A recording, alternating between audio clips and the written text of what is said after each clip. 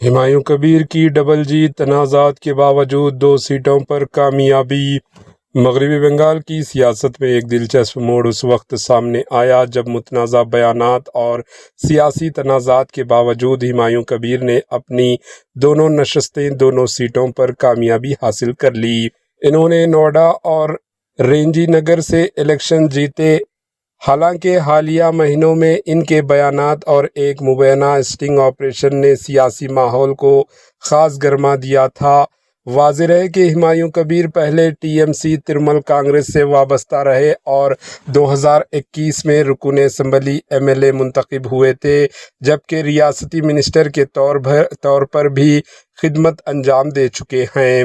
بعد ازاں انہوں نے اپنی نئی پولیٹیکل پارٹی قائم کی اور آل انڈیا مجلس اتحاد المسلمین AIMIM کے ساتھ الائنس کیا، تاہم بابری مسجد سے متعلق متنازع بیان کے بعد یہ اتحاد ختم ہو گیا۔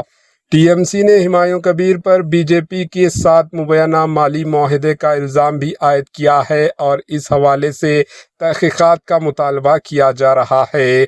سیاسی ماہرین کے مطابق ان تمام تنازعات کے باوجود 2 نشستوں 2 سیٹوں پر کامیابی ہمایوں کبیر کی مضبوط مقامی پکڑ اور ووٹر بیس کی نشاندہی کرتی ہے، جو بنگال کی سیاست میں ایک اہم پیش رفت سمجھی جا رہی ہے۔